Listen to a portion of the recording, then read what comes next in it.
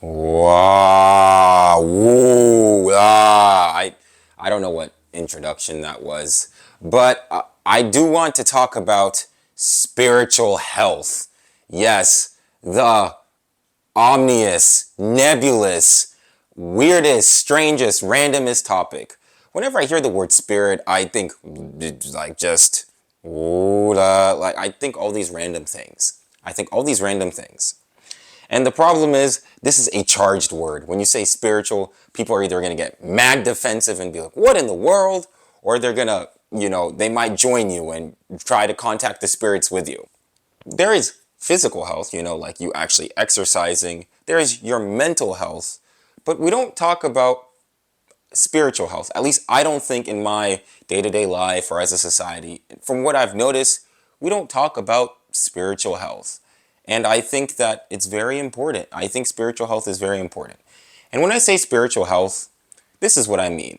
I mean the health that is associated not with, like, because mental health is well-being, and then physical health is exercise. I think spiritual health is all the other stuff, the things that have to do with beyond the mental, because I think we're more than just our mental. Like, I think there's a layer deeper than that. And this could mean a lot of things. This could mean you could be religious, you could say a prayer. I might have said a few before this video. It could also just mean meditation. I think yoga is a form of spiritual health.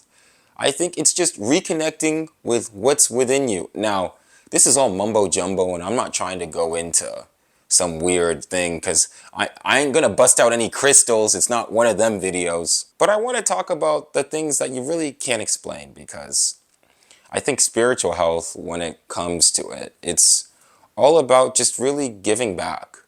Like, I think it's really about just loving others. And I don't think that's a mental thing. I don't think it's a physical thing. I think it's a spiritual thing to give back to others, to love, and to spread that. I also think it's a very difficult thing. I think this is also why we don't talk about it.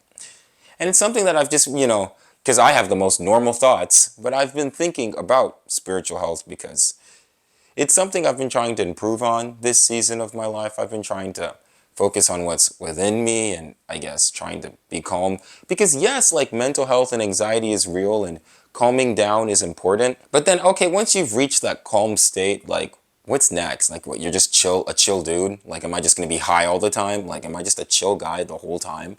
Or is there anything more? Spiritual health for me is really just, I guess, reconnecting with, I guess, nature, the divine, whatever. It's just really reconnecting with my surroundings and with myself. It's so easy to just focus on this, focus on the, oh, I got this job interview, I got this date, my kid got this, I got this assignment, I got bills to pay, I got taxes to do, I got to make this recipe. You can do all these things, and those things are important. But I think if we're just doing tasks, we're not really living life. You're just really just doing a series of chores and then sleeping and just repeating that. I think if either in between tasks, when you're in the car or the subway or the bus, or, a little intense walk, your boy might, I do some intense walks.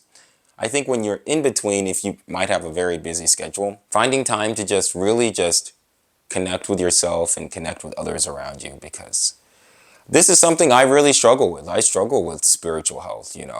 And spiritual health can mean a lot of things. This can also be done through religion if that's how you want to do it.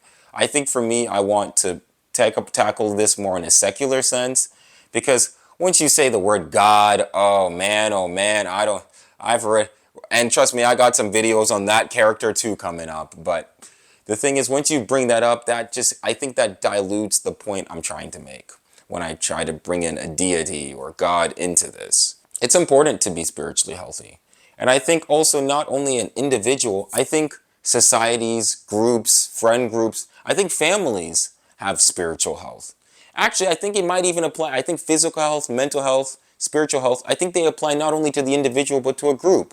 I think the United States has a physical health. The United States has a mental health. But the focus of this video is spiritual health within yourself, and then also within those around you. I've talked about loneliness before. It's something I, struggle with. I've talked about how, when I was in Austin, because I'm back in Dallas now, I would just go to work, and then I would just come home in my apartment, and I wouldn't really hang out with people. I wouldn't really do anything.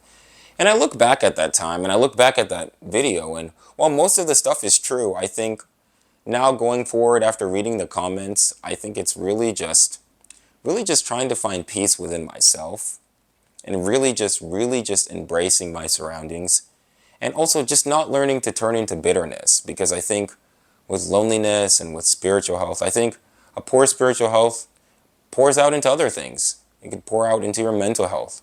It can pour out into your physical health. I think it all just starts with the spirit. I think it starts with the deepest core and then everything bubbles out. I don't think it's the other way around. I don't think it's like you have poor physical health, so you're going to have poor mental health, so you have poor spiritual health. I think if you have poor spiritual health, you have poor mental health and poor physical health. And what I mean by that is when you're not taking care of yourself on the inmost, like on the most inside, I think that just seeps out into other things. You might lash out at your spouse. You might yell at your kid. You might be unprofessional at work. You might not, take things as seriously. You might not take care of your car. This can show up in many different ways. And for me, my place is messy. Like this, trust me, you don't, luckily the screen you see is just this little, but the moment, if I were to pan or turn the camera around, you'd see it looked like Hurricane Katrina went through this place.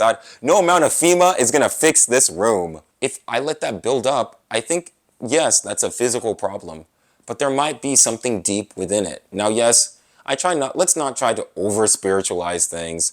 I know sometimes some things are just physical. Some things are just mental. And sometimes you're going to have bad spiritual health because you're going through grief. Like that is like if you have a loss in the family or just a sudden change or a layoff, things are going to be out of balance. So it makes complete sense to be upset. But maybe when things are out of balance, that might be maybe the time the littlest light might shine the most in the darkness.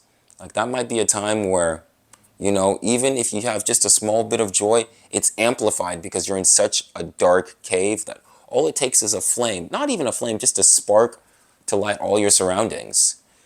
So, this is just something I've been trying to practice, and something I've just been thinking about is spiritual health. And I think it's something that we should talk more about as a society, as a group. And I guess also as a man, I think as men, we should talk about spiritual health. It's not just this weird girl with crystals. I mean, those are out there too, and you should avoid them. But it doesn't have to be that. It's what you make of it. And that we can claim these terms and we can use them in our day-to-day life.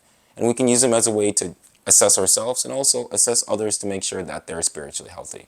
Because the moment that your spirit is okay, I think you should make sure your neighbor and the other person, their spirit is okay. And that doesn't mean you have all the solution, and it doesn't mean you have all the answers, but at least the very baseline of checking in on someone and just asking how are you, I think is a whole lot better than nothing. Thanks for watching this video. If you liked, please like and subscribe. We are climbing to 1,000. Thank you for all the new subscribers. Such a blessing. Thank you so much, and we'll see you soon.